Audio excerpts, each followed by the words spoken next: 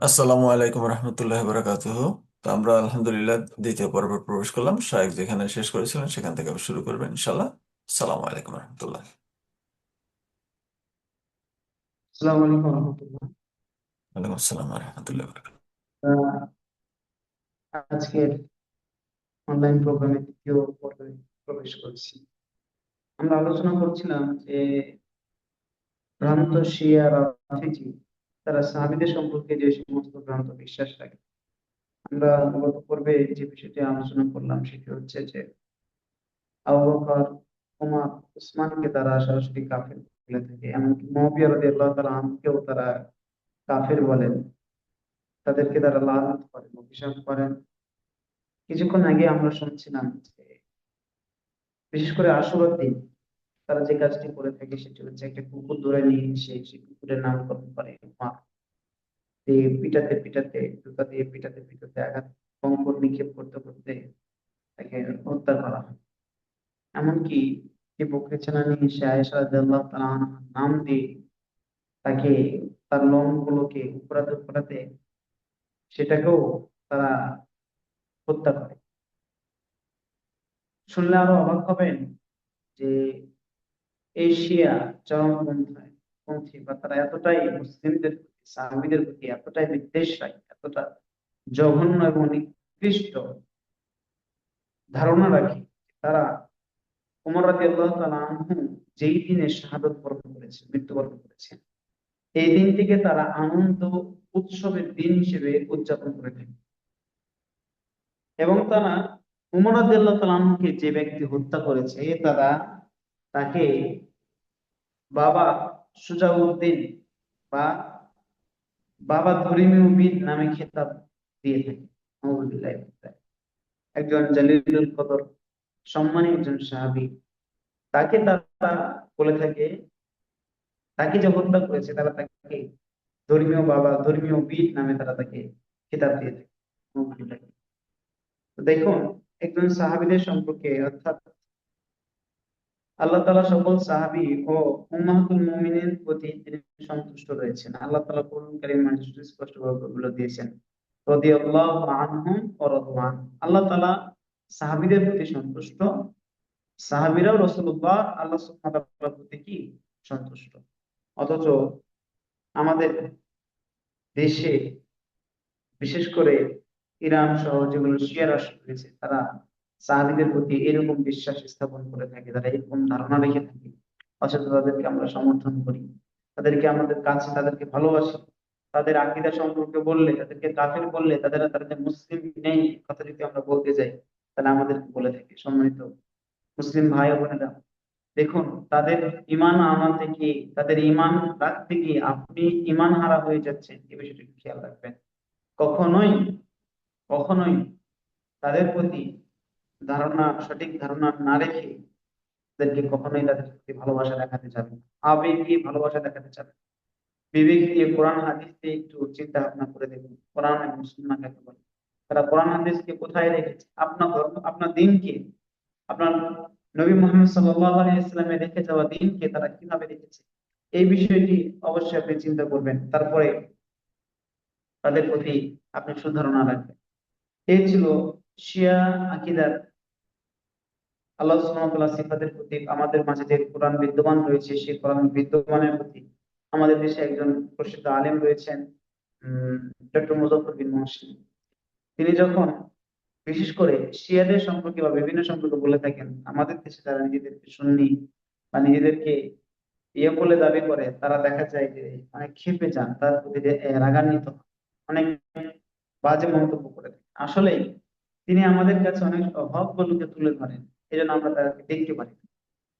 সে আকীদার সমস্ত যে বিষয়গুলো রয়েছে তিনি আমাদের কাছে প্রকাশ অনেক সময় তুলে ধরে থাকেন, সরাসরি তাদের কিতাব থেকে রেফারেন্স দিয়ে আমাদের। অথচ আমরা তাদের সাথে এতটাই, তাদের প্রতি এতটাই ভালোবাসা দেখাতে গিয়ে মগ্ন হয়ে গেছি যে ইমান কার আছে আর কার ইমান নেই সেটুকু পার্থক্য করা ভুলে গেছি, রাসূলুল্লাহ সাল্লাল্লাহু আলাইহি সাল্লামের সুন্নাহকে অনুসরণ করা ভুলে গেছি। আমাদের দেশে এক ব্যক্তি মিডিয়া ব্যক্তিত্ব এবং তার যে মিডিয়া রয়েছে এটা খুব প্রচারিত হয়ে থাকে। সেও এই বিষয় নিয়ে শিয়াদের প্রতি এতটা ধারণা রেখেছে যে যেন সৌদি আরব সৌদি আরব যারা শিয়ারা দখল করে, মক্কা মদিনা যেন শিয়াদের হাতে চলে আসে। আসলে আমরা জানি না যে তারা শিয়ারা কেন মক্কা, বিশেষ করে মক্কাকে আহ করতে চায়, দখল করতে চায়। তারা এই কথা বিশ্বাস করে যে মক্কা দখল করার পরে শেষের দিকে, শেষ জামানায় আলী রাদিয়াল্লাহু তাআলা আনহু আবার আবির্ভাব ঘটবে, তিনি আবার আসবেন, তাদের যতগুলো ইমাম রয়েছে তারা সবাই আসবে, এটা তারা বিশ্বাস করে। এবং যারা বর্তমানে যারা রয়েছে, কুরাইশের বংশধর রয়েছে, তাদেরকে কেটে তাদেরকে ঝুলাই রাখতে হচ্ছে আবার ছাদের সাথে, নাউযুবিল্লাহি মিন যালিক। অর্থাৎ কুরাইশ বংশে যারা নেতৃত্ব দিচ্ছে তারা মনে করে থাকে যে এরা নেতৃত্বের হকদার না, বরঞ্চ তাদের যে ইমামগণ রয়েছে, ইমামতে যারা রয়েছে তারাই হকদার। এই হচ্ছে শিয়ারা সাহাবীদের প্রতি, বা কাবা যে তারা দখল করবে, কাবা শরীফ যে তারা দখল করবে, হারামাইন শরীফ, এটা দখল করার উদ্দেশ্যে তাদের পিছনে উদ্দেশ্য হচ্ছে এটা যে ইমাম আলী রাদিয়াল্লাহু তাআলা আনহু এবং তাদের ইমামরা আবার দুনিয়াতে পুনরায় আসবে। আসার পরে যারা নেতৃত্ব দিয়েছে এবং যারা নেতৃত্ব দিচ্ছিল কুরাইশ বংশের সবাইকে কচু কাটা করে ঝোলায় রাখে। তারা এতটা নিকৃষ্ট এবং ঘৃণিত তারা আকীদা পোষণ করে থাকে। শুধু এতটুকু নয়, ইহুদিদের সাথে আপনারা দেখবেন, বিশেষ করে ইহুদিদের সাথে শিয়াদের বা রাফিজি যারা শিয়ারা রয়েছে, এদের খুব অনেক মিল রয়েছে, অনেক ক্ষেত্রে মিল রয়েছে। তার মধ্যে আহ, ইহুদিরা দাবি করে থাকে যে দাউদ আলাইহিস সালামের বংশধর ব্যতীত রাজত্ব করা কারোর জন্য শোভনীয় নয়, এটা ইহুদিরা বিশ্বাস করে থাকে।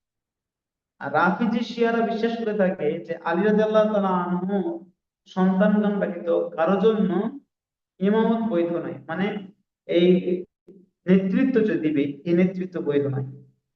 আবার দেখবেন ইহুদিরা তারা মনে করে থাকে যে মাসিহ দাজ্জালের আবির্ভাব এবং আসমান থেকে তরবারি অবতীর্ণ না হওয়া পর্যন্ত আল জিহাদ ফি সাবিলিল্লাহ নেই, মানে আল্লাহর রাস্তায় যে জিহাদ করবে এটা নেই।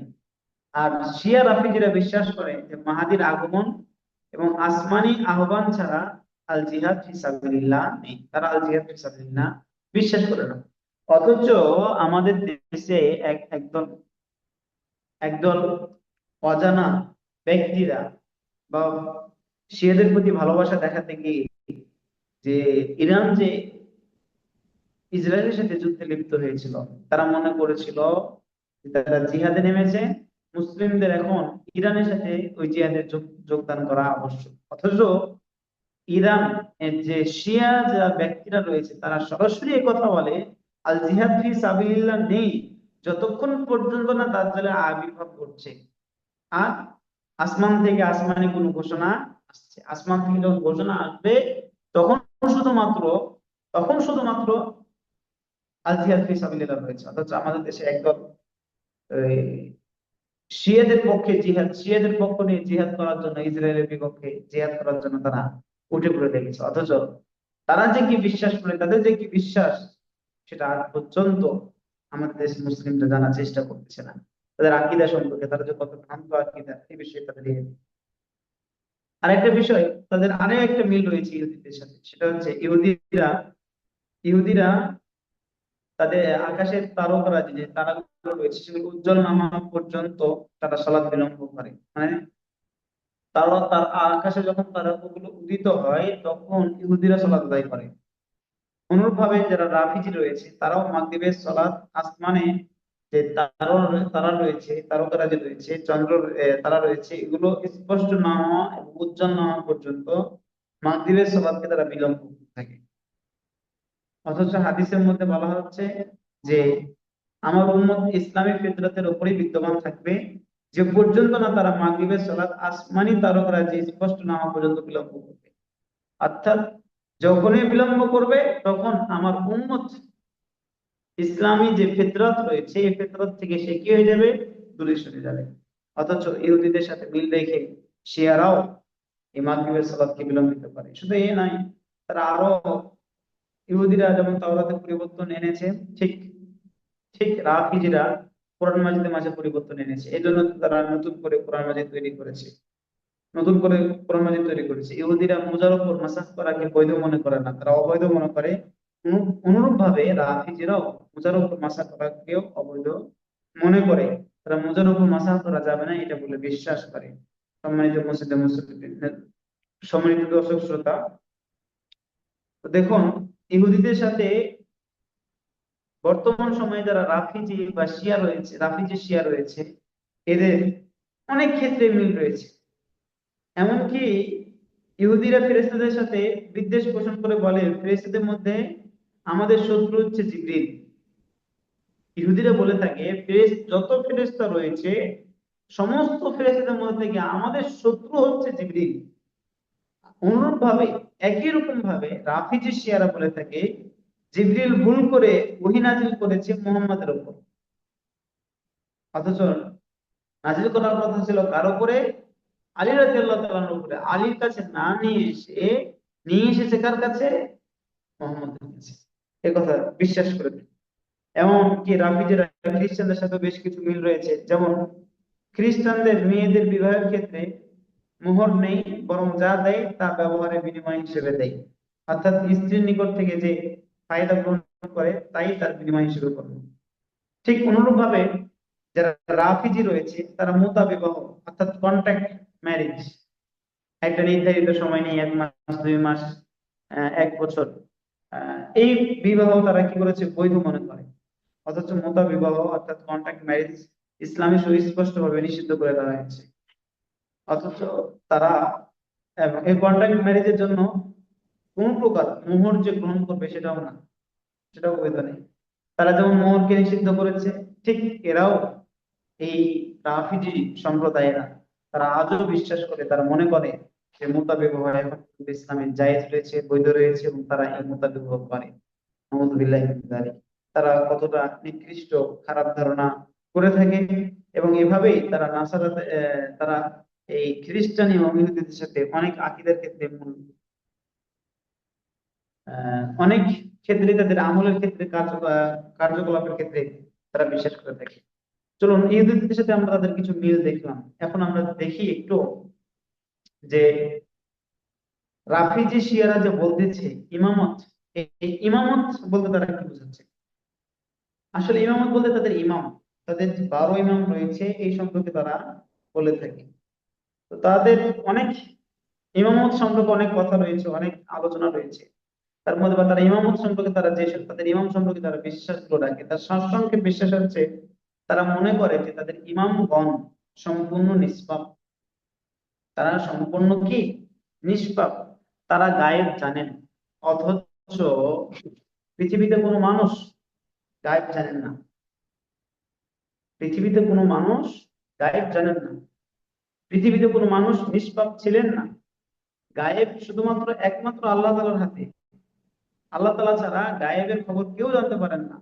অথচ তারা আল কুলাইনি উসুলুল কাফি গ্রন্থে উল্লেখ করেছেন, আল কুলাইনি উসুলুল কাফি নামক গ্রন্থে উল্লেখ করেছে যে ইমাম জাফর সাদিক বলেন, তাদের একজন ইমাম, আমরা হলাম আল্লাহর ইলমের ভান্ডার। নাউযুবিল্লাহি মিন যালিক। আমরা আল্লাহর নির্দেশনা বলে অনুবাদক, আমরা নিষ্পাপ কওম, অর্থাৎ তারা নিষ্পাপ জাতি। নাউযুবিল্লাহি মিন যালিক। আমাদের আনুগত্য করার নির্দেশ দেওয়া হয়েছে এবং আমাদের নাফরমানি থেকে নিষেধ করা হয়েছে। নাউযুবিল্লাহি মিন যালিক। একমাত্র রসূলগণের প্রতি আল্লাহ তাআলার নির্দেশ ছিল, আল্লাহর পক্ষ থেকে প্রেরিত রসূল, তারা আল্লাহ তাআলার ইবাদত করবে। তারা গায়েবও জানতেন না, তারা কোনো বিষয় জানতেন না। গায়েব শুধুমাত্র একমাত্র আল্লাহ তাআলার হাতে।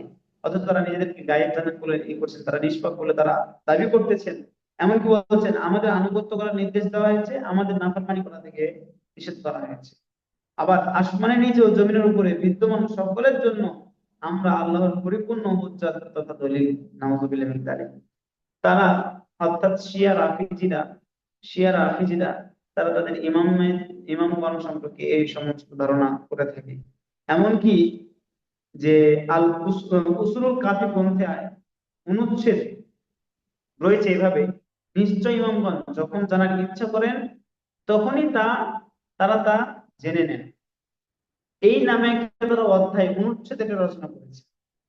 তো এই ক্ষেত্রে জাফর সূত্রে কুলাইনি উল্লেখ করেছেন, কুলাইনি আল উসুলুল কাফির গ্রন্থ প্রণেতা সে তাদের ইমাম জাফর সূত্রে উল্লেখ করেছে যে নিশ্চয়ই একজন ইমাম যখন জানার ইচ্ছা করেন তখনই তিনি তা জেনে যান, আর ইমামগণ কখন মৃত্যুবরণ করবেন তাও তারা জানেন। নাউযুবিল্লাহ মিন যালিক। কে কখন মৃত্যুবরণ করবে এইটা একমাত্র আল্লাহ সুবহানাহু ওয়া তাআলার হাতে। আল্লাহ সুবহানাহু ওয়া তাআলা জানেন কার কখন মৃত্যু হবে, কিভাবে হবে। অথচ তারা এই কথা বিশ্বাস করে কে কখন মৃত্যুবরণ করবেন তাও তারা জানেন।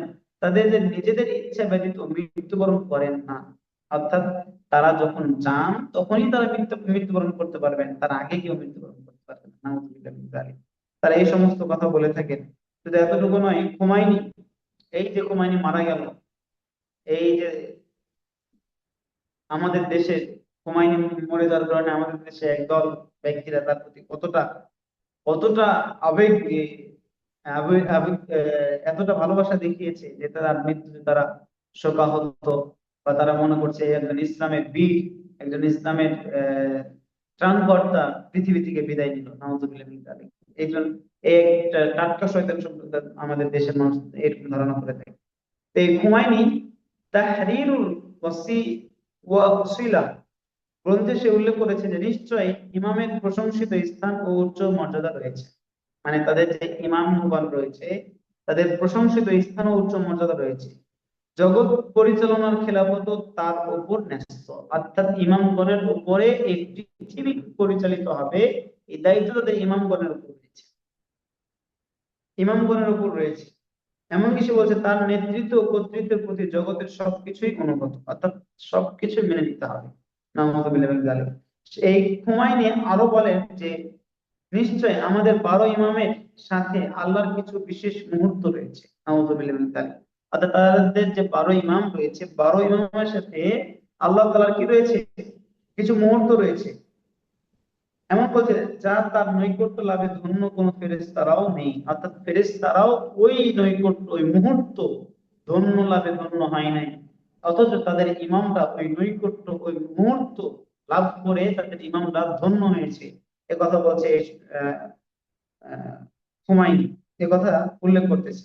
এমনকি কোন নবী রাসূলেরও নেই, অর্থাৎ কোন নবী রাসূলেরও সেই মুহূর্ত পেয়ে তারাও ধন্য হয় নাই, অথচ তাদের 12 ইমাম সেই ধন্য পেয়ে কি হয়েছে, ধন্য হয়ে গেছে।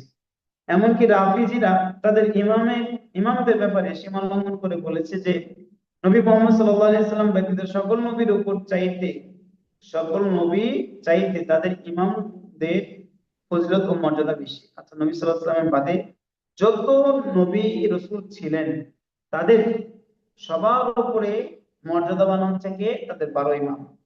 আর আল মাজলিসি আল মিরআতুল উকুল, তারই একটা গ্রন্থ, সেখানে উল্লেখ করেছেন ইমামগণ আমাদের নবী মুহাম্মদ ব্যতীত সকল নবীর চেয়ে উত্তম ও অধিক সম্মানের অধিকারী। এখানে নবী মুহাম্মদ সাল্লাল্লাহু আলাইহি সাল্লামকে একটু উপরে রেখেছেন, এই জন্য যে যদি না করা হয় তাহলে মুসলিমদের বা আমাদের যে ইয়ে রয়েছে সেগুলো থেকে কিভাবে এ করবে। এমনকি তারা ইমামদের ব্যাপারে আহ, যে রাফিজি শিয়া রয়েছে সীমা লঙ্ঘন এতটুকুতে শেষ করে নাই, বরং তারা আরো বলে জগৎ পরিচালনার দায়িত্ব ইমামদের। তাদের ইমামদের এই পুরো যে পৃথিবী রয়েছে, জগৎ রয়েছে, এই সব কিছু পরিচালনার দায়িত্ব আছে ইমামদের।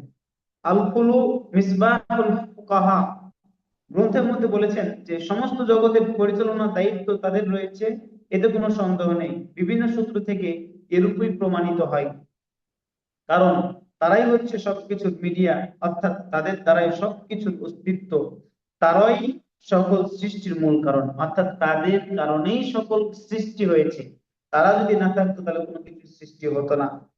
অর্থাৎ তাদের জন্য সকল মানুষের সৃষ্টি, তাদের দ্বারাই সকলের অস্তিত্ব, এদের কারণে সৃষ্টির বৃদ্ধি, এদের কারণে সৃষ্টির সৌন্দর্য বৃদ্ধি পেয়েছে। আর শুধু তাই নয়, বরং সৃষ্টিকর্তা ব্যতীত তাদের হাতেই রয়েছে সৃষ্টি জগৎ পরিচালনা কর্তৃত্ব। নাউযুবিল্লাহি মিন যালিক। অথচ আল্লাহ তাআলার কাছে সমস্ত কিছু পরিচালনার দায়িত্ব আল্লাহ তাআলা নিজে পরিচালনা করেন। ইউদাব্বিরুল আমরা, আল্লাহ তাআলা সমস্ত বিষয় নিজে পরিচালনা করেন। আল্লাহ তাআলা বলছে ওয়ালাউল আমরু, আল্লাহ তাআলা হাতেই সকল কিছু বিষয় ন্যস্ত, অথচ তারা বলছে আল্লাহ তাআলা আল্লাহ তাআলা সৃষ্টিকর্তা ব্যতীত, মানে তিনি সৃষ্টিকর্তা এটা ছাড়া অন্য যত কর্মকাণ্ড রয়েছে জগৎ পরিচালনা সব কিছু কাদের হাতে, তাদের ইমামদের হাতে। তারা তাদের ইমাম 12 ইমামকে এরকম ভাবে বিশ্বাস করেছেন। এমনকি বলেন এসব পরিচালনা কর্তৃত্ব আল্লাহ তাআলার কর্তৃত্বের নাই, অর্থাৎ আল্লাহ তাআলা যেভাবে পরিচালনা করে থাকেন, যেই কর্তৃত্ব আল্লাহ তাআলার রয়েছে, তাদের ইমামদেরও একই রকম কর্তৃত্ব রয়েছে। আমাদের দেশে একজন বক্তা, আবু তোহা, আপনার নামটা আমি বলেই ফেললাম, সে একবার এই এই আকীদায়, এই শিয়া আকীদায় প্রভাবিত হয়ে সে একবার বলছিল যে এই পুরো বিশ্ব পরিচালনা করে কিছু আউলিয়া। এখানে শিয়ারা বলে থাকে ইমাম, আর সে বলছিল কিছু আউলিয়া।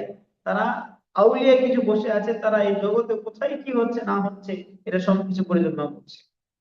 তো দর্শক শ্রোতা, আমরা যাদেরকে নিজেদের যুবকদের আইডল বলে থাকি, সমাজে বিভিন্ন বিষয় উপস্থাপন করছে বলে থাকি, অথচ তাদের আকীদা, তাদের বিশ্বাস সরাসরি শিয়া আকীদায় প্রভাবিত।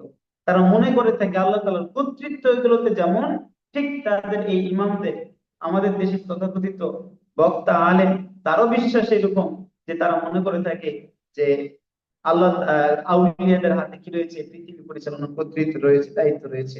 অথচ সুস্পষ্ট ভাবে আল্লাহ তাআলা তার সীমা লঙ্ঘন যে করতেছে, আল্লাহ তাআলা তাদের যে সীমা লঙ্ঘন রয়েছে, তাদের যে পদস্খলন রয়েছে, এগুলো থেকে আমাদেরকে রক্ষা করুন। ইমামগণ কিভাবে এই সৃষ্টির অস্তিত্বকে, অস্তিত্ব সৃষ্টি অস্তিত্বকে তারা কিভাবে পরিচালনা করতে পারে, অথচ আল্লাহ তাআলা আবার তাদের কারণে এই পৃথিবীকে সৃষ্টি করা হয়েছে, তাদের কারণে পৃথিবীর সৌন্দর্য বৃদ্ধি করা হয়েছে, এগুলো সম্পূর্ণ সুস্পষ্ট মিথ্যা কথা। অথচ আল্লাহ তাআলা কোরআন কারীমের মধ্যে সুস্পষ্ট ভাবে বলছেন, অমা খালাকুল জিন্না ওয়াল ইনসা ইল্লা লিয়াবুদুন, আমি মানুষ এবং জিন জাতিকে সৃষ্টি করেছি শুধুমাত্র, কেবলমাত্র আমার ইবাদত, আমার একত্ববাদ ঘোষণা দেবে এই জন্য। অথচ তারা আল্লাহ তাআলা উলুহিয়তের প্রতি, আল্লাহ তাআলা যেগুলো ইবাদত করার হকদার, সেগুলোর ক্ষেত্রে তারা শিরক করে বসছে। সেগুলোর ক্ষেত্রে তারা আল্লাহ তাআলাকে বাদ দিয়ে তারা তাদের ইমামতের দিকে, তাদের ইমাম করে তারা সবকিছু পরিচালনা করছে, সেই দিকে তারা তাদের বিশ্বাসকে নিয়ে গেছে। আসলে পবিত্র কোরআন এবং সহিহ সুন্নাহ যদি কেউ পরিপূর্ণভাবে ফলো না করে, কেউ যদি মনে করে সমস্ত জাতি, সমস্ত ধর্ম থেকে যেগুলো ভালো কথা, যেগুলো ভালো জিনিস, সেগুলো আমরা গ্রহণ করব, বাকিগুলোকে ফেলে দেব, এইটা মনে করে যদি কেউ কোরআন সুন্নাহ থেকে দূরে থাকে, তাহলে সে পথভ্রষ্ট হবে। এটা হচ্ছে তিক্ত সত্য কথা। যদি কোরআন হাদিস কেউ না পড়ে, সে যদি মনে করে যে আমি আরেকজনের কিতাব নিয়ে পড়ে আমি কি করব, ভালোটা নিব খারাপটা ছেড়ে দিব, খারাপটা বর্জন করবে, এইরকম চিন্তা যদি থাকে, তাহলে আমরা প্রথমত বলি, বা সালাফরা প্রথমত বলে, যে তুমি আগে কোরআন পড়ো, হাদিস পড়ো, সালাফদের বই পড়ো। তুমি এগুলোই পড়ো না, তুমি তাদের কাছ থেকে কিভাবে ভালোটাকে নিবে আর খারাপটা বর্জন করবে। সম্মানিত সম্মানিত দর্শক শ্রোতা, আমরা যদি কোরআন এবং সহিহ সুন্নাহ মেনে না চলি, কোরআন এবং সহিহ সুন্নাহ যদি অনুসরণ না করি, তাহলে আমরাও এভাবে পথভ্রষ্ট হয়ে যাব। আল্লাহ তাআলা আমাদের কোরআন এবং সহিহ সুন্নাহ থেকে বিচ্যুত, এই যে বিচ্যুতি যাদের দেখতেছি, পথভ্রষ্ট দেখতেছি, এটা থেকে আল্লাহ তাআলা আমাদের রক্ষা করুন। শুধু কোরআন সুন্নাহ থেকে যদি আমরা দূরে চলে যাই, তাহলে আমাদের আকীদার অবস্থা এরকম হবে। আরেকটি আকীদার বিষয় বলে তাদের শেষ করব, আহ যে তারা আহ, আমাদের কবরের মাটি যে রয়েছে, কবরের মাটি সম্পর্কে শিয়া রাফিজিদের বিশ্বাস সম্পর্কে একটা সংক্ষিপ্ত আলোচনা করব। যে কবরের মাটি বলতে এখানে রাফিজিদের দৃষ্টিতে হুসাইন রাদিয়াল্লাহু তাআলা আনহু কবরের মাটির কথা বুঝিয়েছে। অর্থাৎ পথভ্রষ্ট রাফিজি মোহাম্মদ নোমান আল হারিসি, যার উপনাম শাইখুল মুফিদ, সে তার আল মাজার গ্রন্থে আবু আব্দুল্লাহর উদ্ধৃতি দিয়ে বর্ণনা করেন যে তিনি বলেন, হুসাইনের কবরের মাটিতে সকল রোগের শিফা রয়েছে, আর এই মাটি মহা ঔষধ। নাউযুবিল্লাহ মিন যালিক। তারা হুসাইন রাদিয়াল্লাহু তাআলা আনহুর কবরে যে মাটি রয়েছে, মাটিকে তারা সকল রোগের শিফা এবং এই মাটি হচ্ছে মহা ঔষধ বলে উল্লেখ করেছে। এমনকি আব্দুল্লাহ বলে যে তোমাদের সন্তানদেরকে হুসাইনের কবরের মাটি দ্বারা তাহনিক করাও, অর্থাৎ বাচ্চা জন্মগ্রহণ করলে যে রাসূলুল্লাহ সাল্লাল্লাহু আলাইহি ওয়াসাল্লাম মুত্তাকি ব্যক্তি, পরেজগার ব্যক্তি দ্বারা তাহনিক করানোর কথা বলেছেন। অর্থাৎ খেজুর নিয়ে মুখে নিয়ে কি করবে, বাচ্চা মুখে দিবে, যে তার জন্য বরকতের দোয়া করে দিবে। এই দোয়ার বিষয়টি তারা কি করেছে, বলেছে যে এই তাহনিক করাতে হবে কার বিষয়ে, কার মাটিতে? হুসাইন রাদিয়াল্লাহু তাআলা আনহুর কবরের মাটিতে। নাউযুবিল্লাহি মিন যালিক। সে আরো বলে, একদা খোরাসান থেকে আবিল হাসান আল রেজা এর নিকট একটি কাপড়ের পুঁটলি দিয়ে পাঠানো হয়। সেই পুঁটলির মধ্যে ছিল মাটি, অতঃপর সেই বাহককে বলা হয় যে এটা কি? তিনি বলেন, হুসাইনের কবরের মাটি। কোনো কাপড় অথবা অন্য কোনো কিছু পেশ করলে তাতে ওই মাটি দিয়ে পেশ করতো এবং বলতো, এই মাটি আল্লাহর ইচ্ছায় শান্তি ও নিরাপত্তা। আরো বলা হয় যে জনৈক ব্যক্তি জাফর জাফর সাদিককে হুসাইনের কবরে মাটি খাওয়ানোর ব্যাপারে জিজ্ঞেস করলে জাফর সাদিক বলে থাকে যে, জাফর সাদিক বলে যে যখন তুমি ওই মাটি খাবে তখন বলবে, হে আল্লাহ, আমি সেই মালিকের হকের মাধ্যমে আপনার নিকট প্রার্থনা করি যিনি ওই মাটিকে কবজ তথা আয়ত্ত করেছেন। সেই নবীর হকের মাধ্যমে আপনার নিকট প্রার্থনা করি যিনি ওই মাটিকে ধনভাণ্ডার হিসেবে সংরক্ষণ করেছেন। এবং সেই ওসির হকের মাধ্যমে আপনার নিকট প্রার্থনা করি যিনি ওই মাটিতে মোহাম্মদ ও তার বংশধরের প্রতি দরুদ পাঠ বৈধ করেছেন। আপনি তাকে সকল প্রকার অসুখের জন্য শিফা হিসেবে নির্ধারণ করুন, সকল প্রকার ভয়ভীতি থেকে নিরাপত্তা দানকারী করুন, এবং সকল প্রকার অনিষ্ট থেকে রক্ষণকারী বানান। অথচ হুসাইন রাদিয়াল্লাহু তাআলা এবং বলছে, হামজা ও হুসাইন রাদিয়াল্লাহু তাআলা কবরের মাটি ব্যবহার হোক, এদের মধ্যে কোনটির ফজিলত বেশি? এ মর্মে আবু জাফর সাদিককে বলা হয়, অর্থাৎ আরেকজন ব্যক্তি আহ হামজা হামজা রাদিয়াল্লাহু তাআলা আনহু এবং হচ্ছে হুসাইন, এই দুইয়ের কবরের মাটি সম্পর্কে জিজ্ঞেস করা হয় জাফরকে। তখন সে বলে, হুসাইনের কবরের মাটির তাসবিহ দানা হাতের মধ্যে নিজে নিজেই তাসবিহ করতে থাকে। অর্থাৎ হুসাইন রাদিয়াল্লাহু তাআলার কবরের মাটি তাসবিহ দানা, অর্থাৎ কবরের মাটির যে রয়েছে সেটাতে তাসবিহ গুণা, এই তাসবিহ গুনতে হয় না, সে নিজে নিজে কি হয়? তাসবিহ গুণা। অর্থাৎ সে এই ফজিলত বর্ণনা করতে যাচ্ছে যে হুসাইন রাদিয়াল্লাহু তাআলা আনহু মাটি, কবরের মাটির মর্যাদা সম্পর্কে। অথচ দেখেন, একটা মাটি যেখানে কবর দেওয়া হয়েছে সেই সম্পর্কে শিয়ারা এত বেশি বাড়াবাড়ি করেছে আহলে বাইতের প্রতি যে তারা কবরের মাটিকে ফজিলতের জায়গা বানিয়ে দিয়েছে এবং সেই মাটিকে সকল রোগের ঔষধ বলে আখ্যায়িত করেছে। সেই মাটির খাওয়ার মাধ্যমে শেফা কামনা করছে। নাউযুবিল্লাহি মিন যালিক। অথচ শেফা দিতে পারে একমাত্র আল্লাহ তাআলা। শুধুমাত্র কোরআন এবং সুন্নাতে যেই সহিহ হাদিসগুলো বর্ণিত রয়েছে সেগুলো ছাড়া সেগুলো ছাড়া ঝাড়ফুঁক করা যায় না, দুয়া ছাড়া। অথচ কোন জায়গাকে, স্থানকে নির্দিষ্ট করে বা কোনো বিষয়কে নির্দিষ্ট করে বা কোনো ব্যক্তিকে নির্দিষ্ট করে বা তার বস্তুকে নির্দিষ্ট করে চাওয়া, এগুলো সবগুলো শিরকি কর্মকাণ্ড। যেখানে আমরা যেখানে আমরা মাটিতে সবাই চলে যাব, আল্লাহ তাআলা মাটি থেকে আমাদেরকে নিয়ে এসেছেন, মাটি থেকে আমাদেরকে আবার প্রবেশ করাবেন, সেখান থেকে আবার তুলবেন, অথচ সে মাটিকে নিয়ে আমরা শিরক করা শুরু করেছি। এই হচ্ছে শিয়ারা, মাটি মাটি নিয়ে শিরকে তারা লিপ্ত হয়েছে। অথচ তারা মুশরিক, তারা ইসলাম থেকে বের হয়ে গেছে। তারা কখন বের হয়ে গেছে? যখনই তারা বলেছে যে কোরআন বিদ্যমান আমাদের মাঝে যেটা রয়েছে সেটা এই কোরআন নয়। আল্লাহ তাআলা বলছেন, আমরা তোমার মিনহা খালাকনাকুম ওয়া ফিহা নুঈদুকুম ওয়া মিনহা নুখরিজুকুম তারাতান উখরা। মাটি থেকে তোমাদেরকে সৃষ্টি করেছি, আবার তোমাদেরকে মাটিতেই ফিরিয়ে নিয়ে যাব, মাটি থেকেই তোমাদেরকে বের করব। অথচ আমরা মাটিকেই আবার কি করা শুরু করেছি? মাটি পূজা শুরু করেছি, মাটির সাথে আমরা আবার সম্পর্ক গড়ে তুলেছি। সম্মানিত দর্শক শ্রোতা, আমাদের আজকে মুসলিমরা আমরা কতটা অধপতন যে আমরা শিয়াদের প্রতি কত সুন্দর ভালোবাসা রাখতেছি, অথচ তারা ইসলামের কতটা ক্ষতি করতেছে, মুসলিমদেরকে কতটা বিপদগামী থেকে নিয়ে যাচ্ছে। মুসলিম বিশ্বকে, অর্থাৎ মুসলিমদের যেটা প্রাণ কেন্দ্র, বিশেষ করে রমাদানের মাসে তারা মুসলিমদের ইবাদত যেন মুসলিমরা মনোযোগ দিতে না পারে।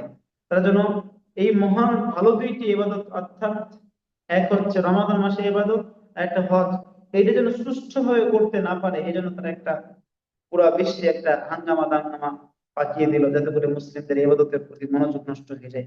এটা তাদের একটা অপকৌশল, মুসলিমদের ইবাদত থেকে দূরে সরিয়ে রাখার। অথচ আমাদের দেশে এমন কিছু ব্যক্তি তাদের সাথে এমন ভাবে তাদেরকে ভালোবাসা দেখালো, যে ভালোবাসা দেখানোর কারণে মুসলিমদের প্রতি এতটা খারাপ ধারণা রাখলো, রেখে মুসলিমদের প্রতি বিদ্বেষ সৃষ্টি করলো। অথচ এই আহলুস সুন্নাহ ওয়াল জামাত সম্পর্কে রাফিজিরা যে বিশ্বাস করে থাকে সে বিশ্বাস যদি করা শুনেন আরো বেশি অবাক হবেন। আহলুস সুন্নাহ ওয়াল জামা, আমরা যারা আহলুল হাদিস রয়েছে, আহলুস সুন্নাহ ওয়াল জামা রয়েছে, যারা আমরা উসুলুল ঈমান, ঈমানের যেগুলো মৌলিক মূলনীতি এই সম্পর্কে যারা আমরা বিশ্বাস করি, সালফে সালেহিনদের মানহাজ যারা অনুসরণ করি, তাদের সম্পর্কে এই শিয়া রাফিজিদের বিশ্বাস হচ্ছে যে তাদেরকে মানে অর্থাৎ আহলুস সুন্নাহ ওয়াল জামাতেরকে হত্যা করা এবং তাদের মাল লুণ্ঠন করা সম্পূর্ণরূপে বৈধ। অর্থাৎ ইরান সহকারে আরো যারা শিয়া রয়েছে তারা এই বিশ্বাস করে আমি যে আহলুস সুন্নাহ ওয়াল জামা, আমি যে আহলুস সুন্নাহ আহলুল হাদিস, আমি যে সালাফি মানহাজ সালাফদের অনুসারী, আমাকে হত্যা করে আমাদের যে সম্পদ রয়েছে সেগুলোকে তারা বাজেয়াপ্ত করতে পারবে এই বিশ্বাস তারা রাখে। অর্থাৎ তারা আমাদেরকে হত্যা করতে তাদের এক হাত কাঁপবে না, তাদের কোনো হাত কাঁপবে না, তাদের অন্তর কেঁপে উঠবে না। তারা এটাকে আরো সওয়াবের কাজ, নেকির কাজ হিসেবে তারা আমাদের করতে পারে। যে সুযোগ পেলে আপনাকে আমাকে হত্যা করবে, অথচ তার প্রতি আমরা কতটা ভালোবাসা দেখি, তাদেরকে আমরা কতটা কাছে টানতেছি, তাদেরকে আমার জানটাকে আমার ইয়েকে তাদের হাতে তুলে দেওয়ার জন্য আমরা তাদেরকে আরো সাদরে আহ আমন্ত্রণ জানাচ্ছি।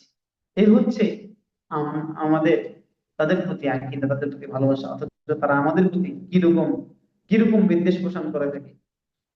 এমনকি বিশেষ করে তাদের একটা ইয়ে রয়েছে, তাদের গ্রন্থে বর্ণিত রয়েছে যে দাউদ ফারকাত তাদের একজন ব্যক্তি, সে বলেছে যে আমি আব্দুল্লাহকে বলি আপনি নাসেবের ব্যাপারে কি বলেন? তিনি বলেন তাদেরকে হত্যা করা বৈধ, আর যদি পারো তাহলে তার উপর দেওয়াল চাপিয়ে দিবে অথবা সমুদ্রে ডুবিয়ে দিবে, যেন সে এ ব্যাপারে তোমার বিপক্ষে সাক্ষী হতে না পারে। আমি বললাম তা ধন সম্পদের ব্যাপারে আপনার কি মনে করেন, আপনার কি অভিমত? সে বলল যত পারো তার মাল গ্রহণ করো।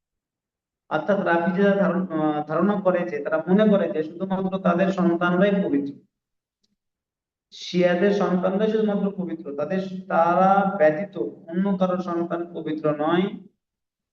এমনকি তারা এতটা নিকৃষ্ট যে কোনো পুত্র সন্তান যখন জন্মগ্রহণ করে তখন ইবলিস তার সাঙ্গ পাঙ্গ নিয়ে উপস্থিত হয়। এমনকি তারা বলে যদি সে জানতে পারে, ইবলিস তারা তারা বলে থাকে, শিয়াদের এটা বক্তব্য মন্তব্য, যে তাদের যখন কোনো সন্তান জন্মগ্রহণ করে থাকে তখন শয়তান ইবলিস তার সাঙ্গপাঙ্গ নিয়ে উপস্থিত হয়। উপস্থিত হওয়ার পরে শয়তান অর্থাৎ ইবলিস যদি জানতে পারে যে সে সন্তান শিয়াদের দলভুক্ত, তখন ইবলিস সে সন্তান থেকে তার সাঙ্গপাঙ্গকে দূরে রাখে, মানে তার কাছে যায় না, অর্থাৎ তাকে স্পর্শ করতে দেয় না।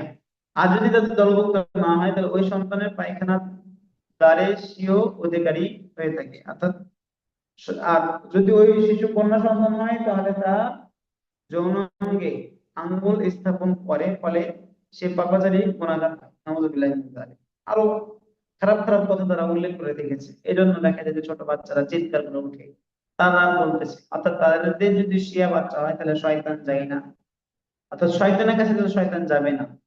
তাদের আমাদের যুক্তি অনুযায়ী তাদের কাছে তো শয়তান যাবে না। তারা মনে করে থাকে যে মুসলিম অন্য অন্য যত মানে শিয়া ছাড়া অন্য অন্য যতগুলো রয়েছে তাদের কাছে শয়তান যায়, যাওয়ার পরে তাদেরকে অপবিত্র করে দেয়। এই জন্য তারা মনে করে তাদের সন্তানরা পবিত্র। অন্যান্য পৃথিবীতে যত সন্তান জন্মগ্রহণ করে সবাই অপবিত্র। সম্মানিত দর্শক শ্রোতা, দেখুন আমাদের সমাজে, আমাদের দেশে আমরা যারা নিজেদেরকে সুন্নি দাবি করতেছি, তারা শিয়াদের প্রতি কতটুকু ভালোবাসা রাখতেছি, তাদের কতটুকু আমরা ইয়ে করতেছি। যারা যারা আহলুস সুন্নাহ ওয়াল জামাত কে কাফের মনে করে, তাদেরকে হত্যা করা বৈধ মনে করে, তাদের সম্পদকে লুণ্ঠন করা বৈধ মনে করে, অর্থাৎ আমাদেরকে হত্যা করা যারা বৈধ মনে করে থাকে, তাদের সম্পর্কে আমরা সুধারণা রাখতেছি। আসুন আমরা সকলেই শিয়া আকিদা, শিয়া যে ভ্রান্ত মতবাদ রয়েছে, তারা যে কাফের, এতে যে কোনো সন্দেহ নেই। তারা যে প্রকাশ্য যারা কাফের কুফরি করতেছে, নিজেদেরকে কাফের বলে দাবি করে, তাদের চাইতে যে ভয়ানক শত্রু আমাদের, সেটা আমরা জানি। তাদের কাছ ব্যাপারে আরো সতর্ক করি, তাদেরকে তাদের বিষয়ে মানুষকে সতর্ক করি। এছাড়া তাদেরকে যদি আমরা আজকে সমর্থন জানাই, তাদেরকে যদি আমরা তাদের পক্ষে নিয়ে যদি আমরা আজকে মাতামাতি করি, তাহলে আমরা আমাদের নিজেদের বিপদ নিজেরাই ডেকে নিয়ে আসছি। অর্থাৎ খাল গর্ত করে সাপ ডেকে নিয়ে আসা মতো একটা অবস্থা হবে আমাদের। আসলে আমরা সময় থাকতে কোনো বিষয় নিয়ে যদি বিরোধ লাগে, তাহলে আমরা আল্লাহ এবং তার রাসূলের দিকে ফিরে যাই। আল্লাহ তাআলা আল্লাহ এবং তার রাসূলের আনুগত্য করতে বলেছেন, কোনো দল বা সম্প্রদায়ের ক্ষেত্রে নয়। এই যে এই কঠিন ক্লান্তি লগ্নে যে আমাদের যে পরিবেশ পরিস্থিতি রয়েছে, আমরা আসলে কোরআন এবং সহিহ সুন্নাহর দিকে ফিরে আসি। কেননা মুক্তির এই একটি পথ, এই পথে যদি আমরা না আসি, তাহলে আমাদের মুক্তির কোনো সুযোগ নেই। আর শিয়া আকীদা সম্পর্কে আমরা যতটুকু জানলাম, এতটুকুই আমাদের জন্য যথেষ্ট যে তাদের কারো ঈমান নেই, তারা সবাই ইসলাম থেকে বের হয়েছে। আমরা আসলে সঠিক আকীদা পোষণ করি এবং সঠিকটা কোরআন সুন্নাহ অনুযায়ী আমল করতে পারি। আল্লাহ তাআলা আমাদের সে তৌফিক দান করুন। আমিন। শিয়া আকীদা করে মানুষকে সঠিক ধারণা দিয়ে মানুষকে সচেতন করতে পারি, মানুষকে এই ভ্রান্ত তাদের প্রতি ভালোবাসা দেখানো থেকে বিরত রাখার প্রতি আমরা মানুষকে তাদের শিয়াদের আকীদাগুলো সম্পর্কে যখন অবহিত করবো, অটোমেটিকলি তারা তাদের প্রতি যে ভালোবাসা ছিল এই ভালোবাসা থেকে ফিরে আসবে। আমরা আসলে তাদেরকে জানাই এবং আয়েশা রাদিয়াল্লাহু তাআলা আনহাকে ব্যভিচারের বিষয় আরো অনেক তারা গালিগালাজ করে। কারণ তারা তাদের তাদের এই ভ্রান্ত আকীদা থেকে বেঁচে থাকার, শুধু তাদের নয়, আরো দেশে যে ফিতনাগুলো রয়েছে, ফিরকাগুলো রয়েছে, আশায়েরা, মাতুরিদি, মুতাজিলা, তাদেরও ফিতনা থেকে যেন আমরা বেঁচে থাকতে পারি। আল্লাহ তাআলা আমাদের পরিপূর্ণ তৌফিক আমিন। দান করুন। আমিন। জাযাকাল্লাহ খের শেখ। তো আমাদের আহ, হাতে সময় শেষ হয়ে আসছে শেখ। তো ইনশাল্লাহ আমরা শেষ করি আজকে। তো ভাইদের যদি কোনো জি। প্রশ্ন থাকে সংক্ষেপে প্রশ্ন করতে পারেন, আর নয়তো আমরা এই পর্ব শেষ করি ইনশাল্লাহ। নাই মনে হয় প্রশ্ন। সুবহানাকা আল্লাহুম্মা ওয়া বিহামদিকা আশহাদু আল্লা ইলাহা ইল্লা আনতা আস্তাগফিরুকা ওয়া আতুবু ইলাইক। যে শেখ, আমি রেকর্ডটা শেষ করি ইনশাল্লাহ। জি জি জি জি।